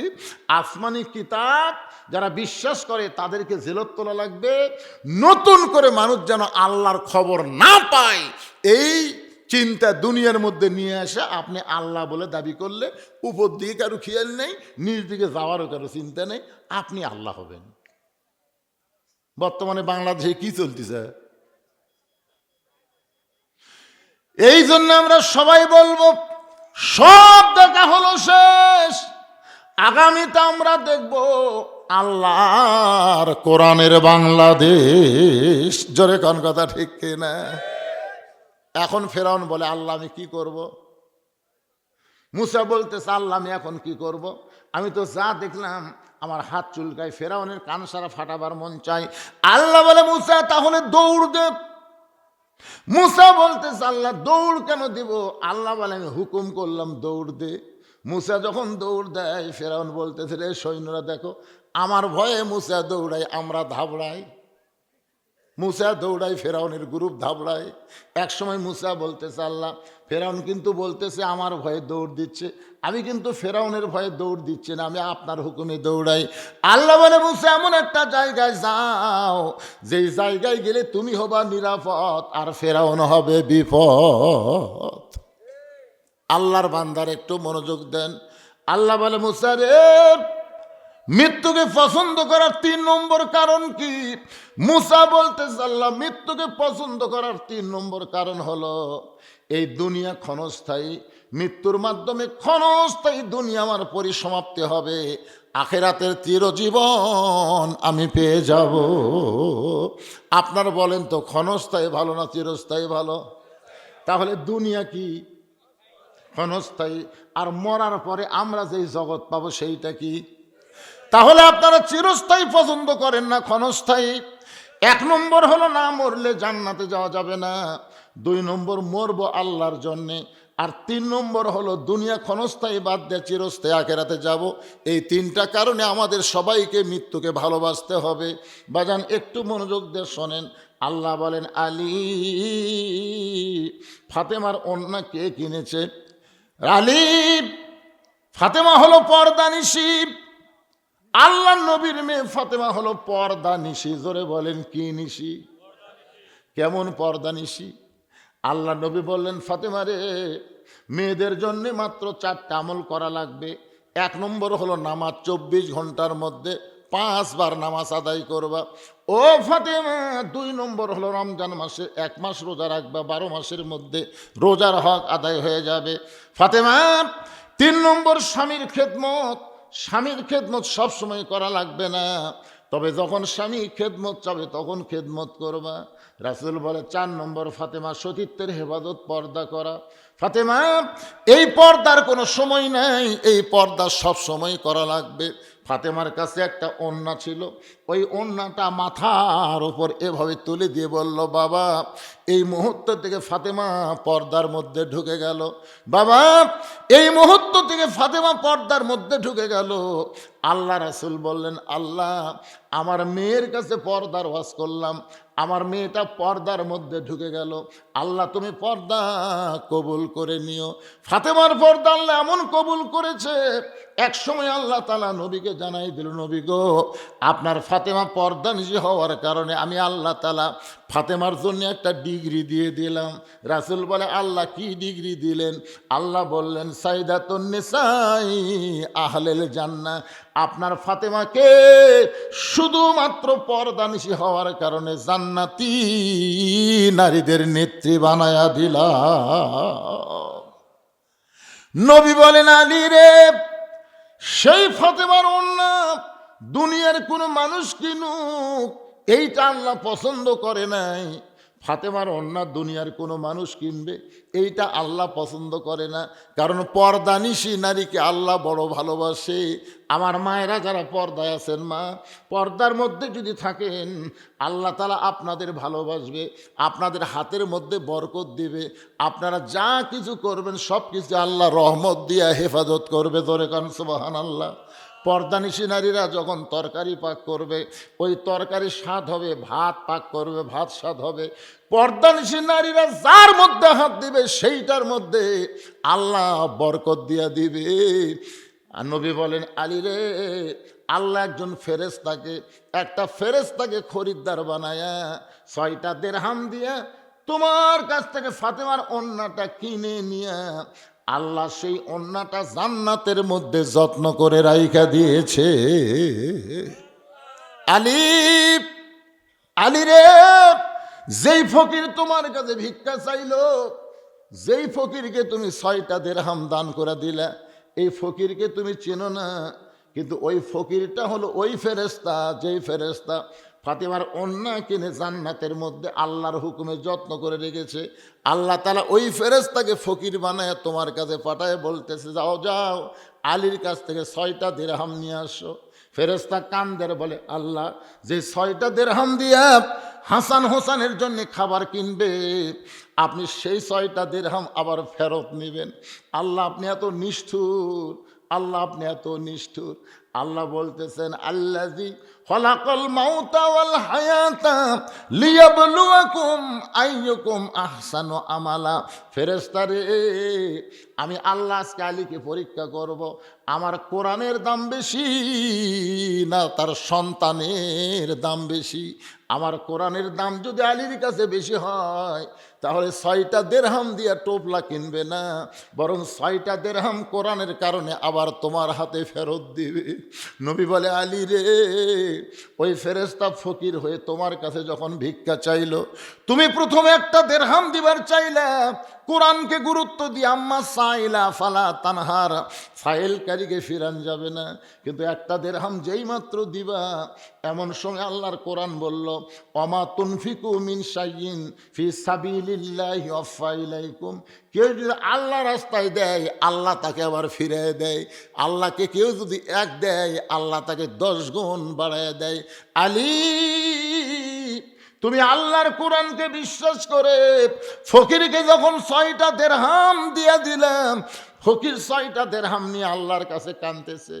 আল্লাহ বলে, কান্দিস কেন? বলে, ছেলের জন্য খাবার জন্য টোপলা নিচ্ছিল, 1 হাতে টোপলা নিবে, 1 হাতে দিরহাম দিবে, আর সেই 6টা দিরহাম আপনি কাইরা নিলেন। আল্লাহ, আপনি কাইরা নিলেন। আল্লাহ বলে, ফেরেশতা রে, তুই মনে করতেছিস আমি কায়দা নিলাম, কিন্তু আলীর ইমান বলতেছে 6টা দিলে 60টা পাবে। যা যা একটা উট নিয়ে বিক্রেতা হয়ে আলীর কাছে যা, 100 দিরহামে উটটা বিক্রি করবে বাকিতে, আবার তুই খরিদ্দার হয়ে 160 দিরহাম দিয়ে উটটা কিনে আনবি। রাসূল বলে, আলী রে, উটটা তোমার কাছে 100 দিরহামে বাকিতে বিক্রি করলো, আবার ওই ফেরেশতা খরিদ্দার হয়ে 160 দিরহাম দিয়া তোমার কাছ থেকে উটটা কিনলো, তুমি 100 দিরহাম ফেরত দিলে, আর 6টা দিরহাম দান করার কারণে আল্লাহ তাআলা দুনিয়াতেই তোমাকে 60টা দিরহাম দিয়া দিল। আল্লাহর বান্দারা খালি সুবহানাল্লাহ বললে হবে না, বিশ্বাস করা লাগবে। আলীর মতন গরিব অবস্থায় থেকে যদি এইভাবে দান করে দেয় পাওয়ার জন্যে, আপনারা কি সেই বিশ্বাস করেন না ভাই? এই মাদ্রাসাকে দিবেন, অত্যন্ত গরিব মাদ্রাসা, এই মাদ্রাসার ঘর হচ্ছে না। এই যে বাচ্চারা এখন শীতের মধ্যে তাও ল্যাপটপ গাও দিয়ে শুয়ে আছে, কিন্তু ঘরটা যদি না হয় কিছুদিন পরে যখন বৃষ্টি হবে তখন এই মাদ্রাসার মাসুম বাচ্চারা বৃষ্টির পানিতে ভিজবে। আপনাদের মধ্যে এমন কি আল্লাহর পাগল নাই যে এই মাদ্রাসার জন্য 1টা বস্তা 2টা বস্তা করে সিমেন্ট দিবেন, যে হুজুর এই মাদ্রাসা হবে, আমাদের বাড়ি পায়খানা সব কিছু হয়ে গেছে, আর নবীর এতিম ঘরটা আজকে বড় জরাজীর্ণ অবস্থায় পড়ে আছে। তাই আপনাদের সবার কাছে এই মাদ্রাসার মহব্বতে দানের ব্যাপারে আপনাদের অনুরোধ করে আমি আজকের মতো আলোচনা এখানেই সমাপ্তি করব। ভাই সবাই আর একবার আমার সঙ্গে পড়েন, ইজা আসাবাতুহুম মুসিবাতুন ক্বালু ইন্না লিল্লাহি ওয়া ইন্না ইলাইহি রাজিউন। আমার মায়েরা একটু ধৈর্য ধরেন, মাত্র 4টা মিনিট আপনাদের কথা বলবো। চোখের মধ্যে পানি নিয়ে ফাতেমা আলীর সামনে কাঁদতেছে। আলী বলে, ফাতেমা কান্দার কারণ? বলে, হাসান হোসেন 2 ভাই না খায়া ঘুমাইছে, এরা 2 ভাই চেতন পাইলে আমার কাছে খাবার চাবে। এখন বলো তো স্বামী, গোটা ঘরের মধ্যে কোনো খাবার নাই, গোটা ঘরের মধ্যে খাবার নাই, সন্তান 2টা চেতন পাইলে বাপের কাছে বায়না ধরে না, বায়না ধরবে মায়ের কাছে। আপনার পকেট হাতায় দেখলাম 1টা পয়সাও আপনার পকেটে নাই, তাই বাধ্য হয়ে আমার এই ওন্নাটা আপনার কাছে নিয়ে আসলাম। এই ওন্নাটা বিক্রি করে যেই টাকা হবে, এই টাকা দিয়ে হাসান হোসেনের জন্য আপনি একটু খাবার কিনবেন।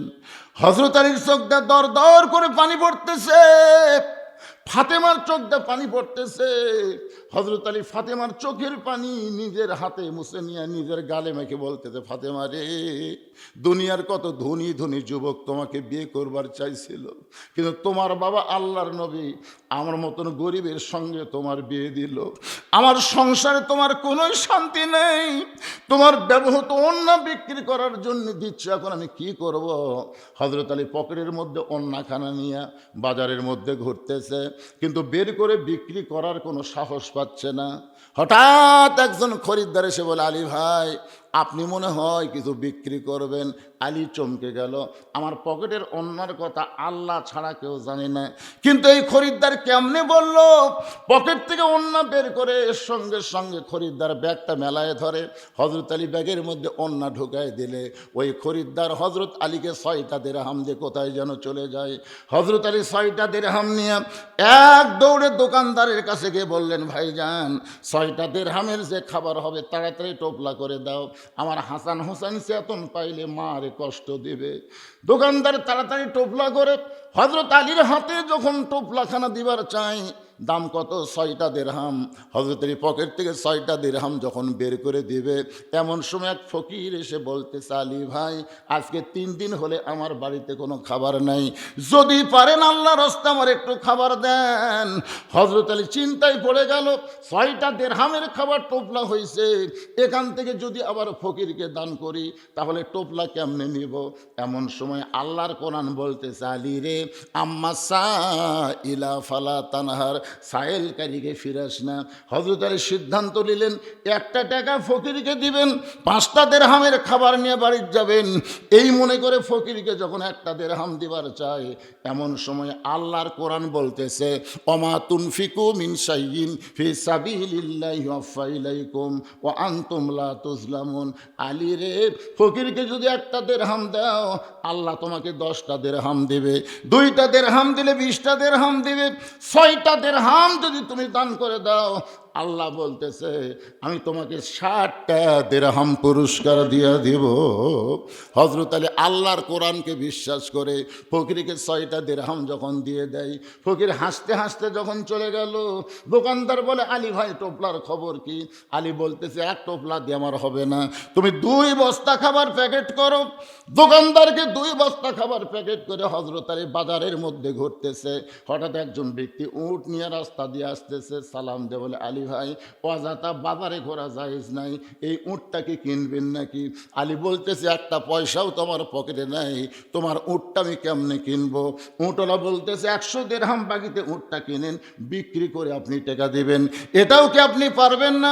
হযরত আলী জীবনের একটা খুশি মনে করে এত সুন্দর সুযোগ পাইয়া উটটাকে বাকিতে কিনে যেই মাত্র বিক্রি করতে গেলেন, চারিদিক থেকে খরিদ্দার ঘিরে ধরে বলতেছে, আলী ভাই, আপনি কবে থেকে আবার উট বেচার ব্যবসা শুরু করলেন?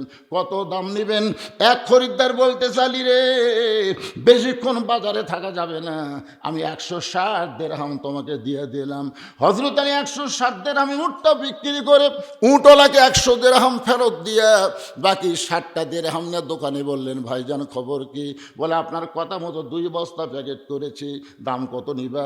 বলে, 60টা দিরহাম দিলেই চলবে।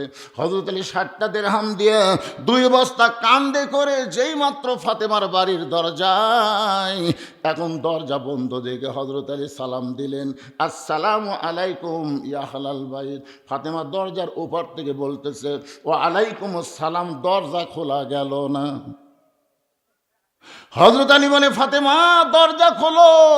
ফাতেমা বলতেছে, জানলা দিয়া তাকায় দেখলাম আপনি 2 বস্তা খাবার নিয়ে আসলেন, আমার ওন্না বিক্রি করার টাকা দিয়া বড় জোর 1 টোপলা খাবার হবে, আপনি 2 বস্তা কোথায় পাইলেন?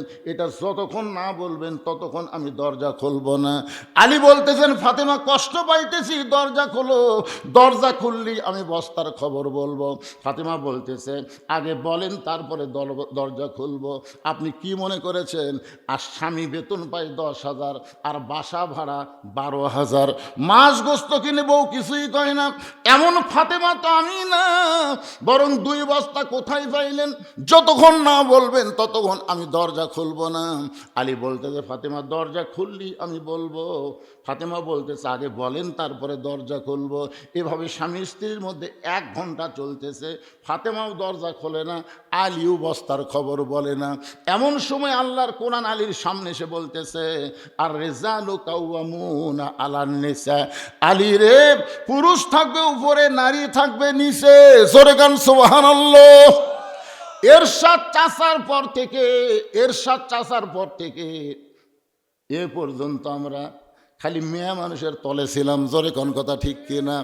একজন বিদায় লিছে, আর একজন পলে গেছে। আগামীতে আর মেয়ে মানুষের তলে থাকার লাগবে? তাহলে আমার সঙ্গে সকলে একটু জবান খুলে বলবেন, মেয়ে মানুষের দিন শেষ, মরদ মানুষের বাংলাদেশ। আমি যেই বলবো নারীদের দিন শেষ, কেন মরদ মানুষের বাংলাদেশ, এ কথা বলতে শরম লাগতেছে? এটা কি আমার কথা না আল্লাহর কথা?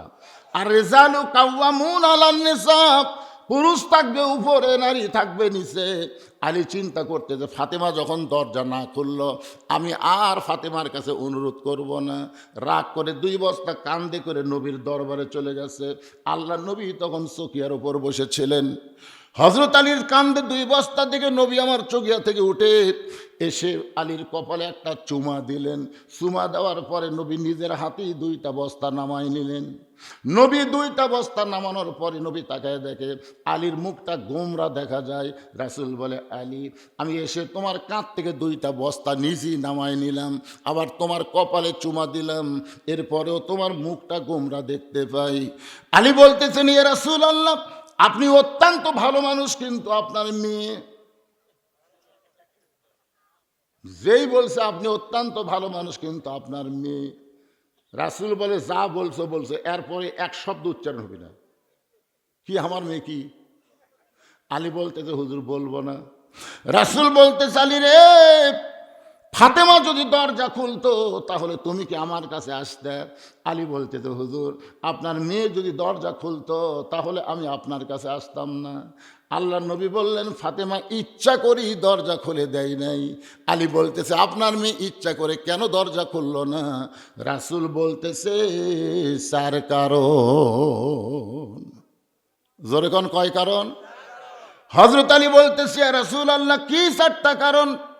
আল্লাহ নবী বলেন 1 নম্বর কারণ হলো ফাতেমার ওড়না কে কিনেছে, তুমি কি বলতে পারো? আলী বলতেছে হুজুর আমি জানি না। আল্লাহ রাসূল বলে আলী রে, কোন ফকির তোমার কাছে ভিক্ষা নিয়েছে তুমি কি তাকে চিনো? আলী বলতেছে আমি চিনি না। কে তোমার কাছে উট বিক্রি করলো তুমি কি জানো? বলে আমি জানি না। কে তোমার খরিদ্দার হয়ে উটটা কিনলো তুমি কি বলতে পারো? আলী বলতেছে হুজুর আমি কিছুই বলতে পারবো না। রাসূল বলে আলী রে, আমি নবী সব জানি, তুমি কি এখন জানবার চাও? আলী বলতেছে হুজুর 100 বার জানবার চাই। আল্লাহ নবী বললেন তাহলে বসো। কোন খরিদ্দার ফাতেমার ওড়না কিনেছে? কে ফকির হয়ে তোমার কাছে ভিক্ষা নিল? কে তোমার কাছে উট বিক্রি করলো? আবার কে খরিদ্দার হয়ে উটটা কিনলো? যদি জানবার চাও তাহলে বসো, আমি রাসূল বলি তুমি শোনো। আলী বলতে তো হুজুর আমি শুনবই। রাসূল বলতেছে আমি বলবই। তাহলে হযরত আলী যদি শোনার জন্য বসে, আপনারা কি শুনবেন? কারা কারা শুনবেন? আল্লাহকে একটু হাত দেখান তো দেখি। লিল্লাহি তাকবীর। হাত নামান। শোনেন, এই আপনার উঠেন কেন? উঠেন কেন? এই মাহফিল কমিটির লোকজন নাই? এই জন্ম যদি ঠিক মতো দিতে বুঝছেন, খালি মুরগির মতন উঠিছে, হাঁসের মতন নামিছে, একটা দোয়া দরুদ পড়েনি, একটা দোয়া দরুদ পড়েনি, যার কারণে মালগুলা খারাপ বাড়াছে।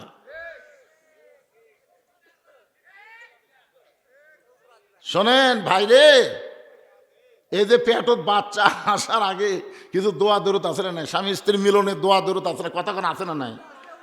ওই খালি মুরগির মতো লাভ দিয়ে উঠেছে, হাঁসের মতন খপ করে নামিছে, ওরই মধ্যে এরা ভিতরে ঢুকবে না তো। একবার যদি কেউ আর চিল্লা চিল্লি করে, একবার ওর মাও বাপ পর্যন্ত ওয়াজ লিয়ে যাবো, যা থাকে কপালে। এমনি তো আমার মন খারাপ। গত বছর মাহফিলের লোক ভরে খাড়ায় থাকলো, আর এবার লোক এখন পর্যন্ত ভর্তিছে না, কেবল একটু মন ভালো হচ্ছে, যাক আস্তে আস্তে আসছে। আমি একবারও কবারই সাহস পাচ্ছি না। একটু চাপে বসেন ভাই, এটা কবারই সাহস পাচ্ছি না। ফাঁকা ফাঁকায় থাকেন, তাও ভরা দেখা যাক। কি আগামী থেকে যদি মাহফিল করেন, মাগরিব থেকে আবার করবেন। আমি দিনের বেলা একটা মাহফিল করলাম, ওটা ধারকি আপনার জয়পুরহাট, খোঁজলে দেখেন, আগামীকাল খোঁজলে দেখেন হাজার হাজার মানুষ। জোহর থেকে আসর হাজার হাজার মানুষ, মাগরিব থেকে এশা হাজার হাজার মানুষ, আর এই 10টার থেকে 12টা শত শত মানুষ, শত শত। কারণ লেয়ার তোষকের একটা মহব্বত আছে না নাই? জোরে কেন আছে না নাই? এই মহব্বত সগলি ছেড়ে পারবি? আমাক এই ক্যাপাসিটি করাই লাগতো না ভাই, খালি দ্বিতীয় বক্তা যদি আদায় করতো, আমাকে এলে ক্যাপাসিটি করা লাগে। মুসা ফেরাউনের দরবারে যাবি আল্লাহ দেখার জন্যে, 1 নম্বর পয়েন্ট মনে আছে না? ভুলে গেছেন? মুসা নবী মৃত্যুকে ভালোবাসে কয় কারণে? 2 নম্বরও তো চলতেছে। এখন আলী বসে আছে, নবী বলবি। এই যে কোরআন আমার সামনে, আজকে আমার এরপরে কোনো ওয়াজ নাই যে এটি কিছুক্ষণ মারে আর একটি যাবো, আজকে এটকার ওয়াজই শেষ ওয়াজ। শুনবেন যতক্ষণ, ওয়াজ চলবি ততক্ষণ। অসুবিধা আছে? কথা কোন অসুবিধা আছে? কিন্তু সমস্যা হলো, এই মাদ্রাসার কি কি লাগবে বাবা?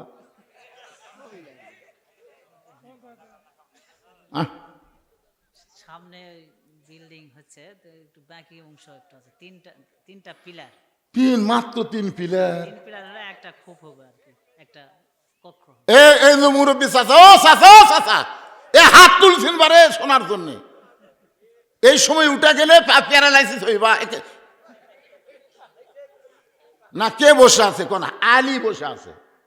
হযরত আলীর মতন মহাজ্ঞানী। রাসূল বলেছেন আনা মাদিনাতুল ইলমি ওয়া আলী বাবুহা, আমি হচ্ছে ইলমের শহর, আলী হচ্ছে তার দরওয়াজা। আল্লাহ নবী যখন মদিনার প্রেসিডেন্ট ছিলেন, হযরত আলী ছিলেন শিক্ষামন্ত্রী। আবু বকর রাদিয়াল্লাহু যখন মদিনার খলিফা ছিলেন, তখন হযরত আলী ছিলেন শিক্ষামন্ত্রী। উমর ফারুক যখন মদিনার খলিফা ছিলেন, হযরত আলী ছিলেন শিক্ষামন্ত্রী।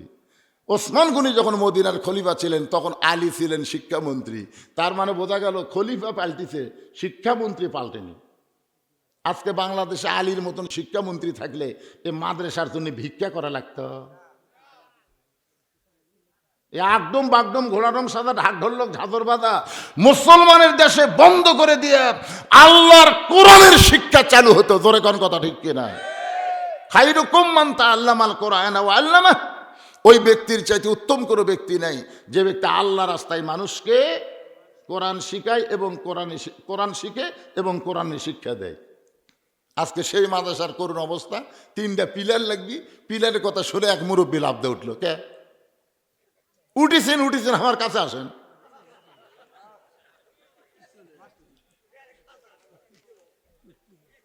কি লগত নেবেন না বাকি নেবেন? আচ্ছা, এই পিলারের জন্যে আপনাদের মধ্যে এমন কোন আল্লাহর বান্দা আছে ভাইজান, একটা 1000 টাকা দিবেন, একটা করে 1000 টাকা নিব আমি, 1000 টাকা দিবেন লগত ভাই, বাকি লয়। বাকি লেখাতে চলবি না। বাকি বলে দেয় না, দেখছেন পিছন থেকে বাকি দেয় না। টাকা আছে পকেট নাই? দাও ময়না দাও।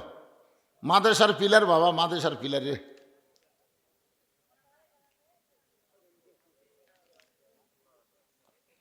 দেখছেন, এরও বলে নাই। দেখছেন টাকা বের করতেছি, টাকা নেই। লিল্লাহে তাকবীর। মাদ্রাসার পিলারের জন্য সর্বপ্রথম একটা যুবক ইমরান 1000 টাকা দান করেছে। আল্লাহ তার দান কবুল করেন। ভাইদের নাম কি? মাদ্রাসার প্রতিষ্ঠাতা। না, প্রতিষ্ঠাতা হয়ে 1000 টাকা খাওয়া আছে।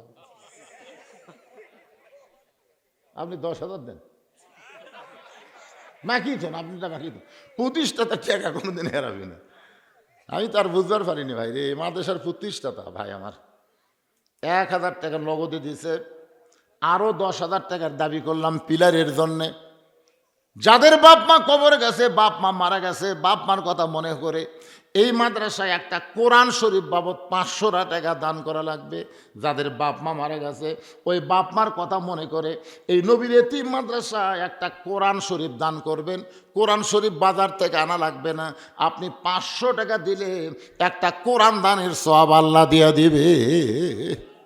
আমার মায়েরা, পর্দার অন্তরে যেন বসে আছেন মা, আমি দোয়া করে দিব মা ফাতেমার সঙ্গে আল্লাহ যেন আপনাকে জান্নাত দিয়ে দেয়। মাশাআল্লাহ। কোরআন শরীফ বাবদ আল্লাহ তোমার একজন বান্দা, এ টাকা ভিন্ন থাকবে। কোরআন শরীফ বাবদ এই সাইডে একজন আল্লাহর বান্দা কোরআন শরীফ বাবদ 500 টাকা দান করেছে। আল্লাহ তার আপনজন যারা কবরে গেছে এই দানের ছিল। মাদ্রাসার বাচ্চাগুলা কুটি, মাদ্রাসার ছাত্র, মাদ্রাসা ওই যে এক মুরব্বী টাকা ধরে আছে, এটা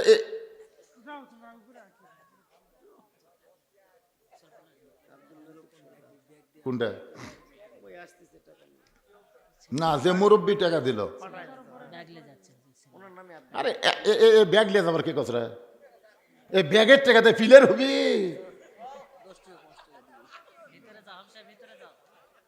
আপনারা কি মনে করতেছেন লোক উঠবি? আলী বসে আছে, হজ আলী বসে আছে। এই তো মাশাআল্লাহ। আপনি কি সর্দার? এই আপনি সর্দার কিছু দেন, সাকিদার কিছু দেন বাবা। নাই পকেট নাই। আব্দুল লতিফ সর্দার কোরআন শরীফ বাবদ 500 টাকা দান করেছে। আল্লাহ তার দান কবুল করেন, আল্লাহ নেক নিয়ত নেক আশা পুরা করেন। জোরে বলে আল্লাহুম্মা আমিন। দেন ভাই দেন দেন। এতগুলো মানুষের মধ্যে 100টা কোরআন শরীফ দিতে পারবেন না আপনারা? এমনও ব্যক্তি আছে 110টা কোরআন শরীফ 5000 টাকা দিবে। পৃথিবীর শ্রেষ্ঠ দান নবীর মাদ্রাসায় একটা কোরআন শরীফ বাবদ আল্লাহ রাসূল দেন দেন। একটু ইচ্ছা করেন। দেওয়ার মালিক কে?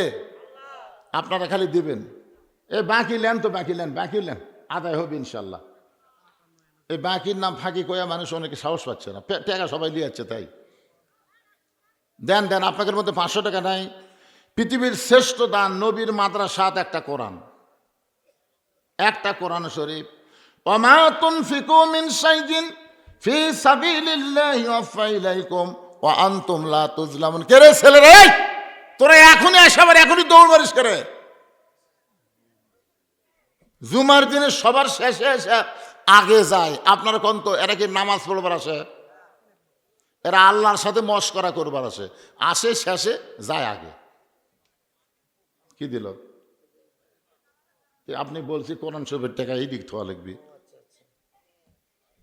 এ পর্যন্ত 4টা কোরআন শরীফ হয়ে গেল। আরো 2টা কোরআন শরীফ বাবদ 500 টাকা পাওয়া গেছে। আল্লাহ কবুল করেন, আল্লাহুম্মা আমিন। দুনিয়ারই সম্পদ দুনিয়াতে রবে, ফকির হয়ে মানুষ কবরে চলে যাবে। আপনারা যে লোকটা আগে উঠলেন, আজকে এই মুহূর্তে যে লোকটা টাকা আদায়ের কথা শুনে আগে উঠলেন, ওই লোকটার দেখা দেখি যত লোক উঠবি, সমস্ত লোক ওটার পাপ আল্লাহর কান্দ তুলে দিবি। আপনারা কি বলতেছেন? মাদ্রাসাকে আপনার ভাঙবেন? এই মাদ্রাসাকে আপনার গড়বেন না ভাঙবেন? তো তাহলে মাদ্রাসা গড়বার গেলে ওঠেন কেন পারে? দিবার না পারেন বসে থাকেন। যারা দিচ্ছে তাদের দেওয়াটা নিজের চোখে দেখেন তো। আপনাকেও তো শেষে একটা চান্স দেওয়া হবে। 10 টাকা, 20 টাকা, 50 টাকা, 100 টাকা, যিনি যা পারবেন ব্যাগের মধ্যে তো আপনারাও দিবেন। কিন্তু আগে কোরআন শরীফ বাবদ আমি একটু চাইছি। আপনাদের মধ্যে কোরআন শরীফ দেওয়ার লোক নাই? তাহলে 500 টাকা দিবেন, একটা কোরআন শরীফ দান করার সব হবে। বাবা কান্দে, মা কান্দে, কবরেতে শুয়া দেখলি না রে দরদের বেটা একবারও আসিয়া। বাবা মাদ্রাসার তালবে এলেন, কোথায় তোমরা? ভিতরে ব্যাগলে নামো। 10 টাকা, 20 টাকা, 50 টাকা, 100 টাকা, যিনি যা পারে যাও, সবাই দিবেন ভাই, সবাই দিবেন, আল্লাহর রাস্তায় দিবেন। একটু ধরে ধরে দিবেন। ছেঁড়া ছুড়ে টেকা দান দেন না, তালি দেওয়া টেকা দান খবরদার ব্যাগত ফেলান না।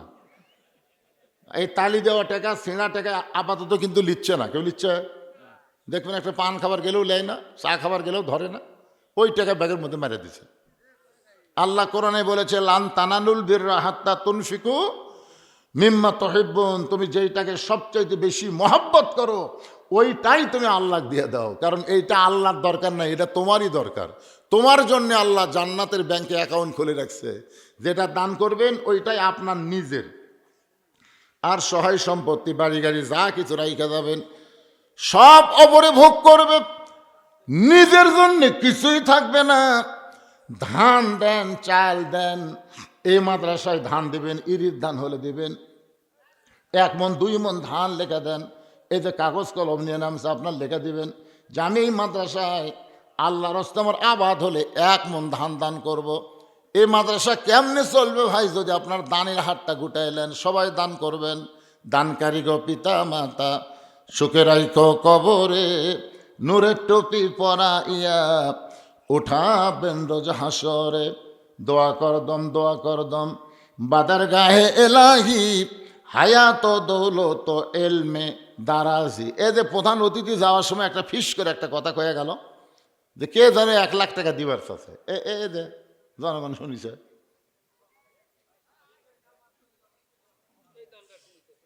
শোনেনি? ও যে 1 লাখ টাকা দিবার, 1 লাখ টাকা হলে 3টা ফিলের হবি রে, আমাকে কবার দেওয়া লাগবি কে রে? সভাপতি সাহেব আপনি, হ্যাঁ আপনি কি করছেন? কন্ত দিবি, কিছু দিবেন না? আগে সেটা কিভাবে হলো? একটা সিস্টেম কোন ভাই? আপনার দাও আগে হচ্ছে, ওদের মুরব্বী হচ্ছে, আপনি দাও হচ্ছে।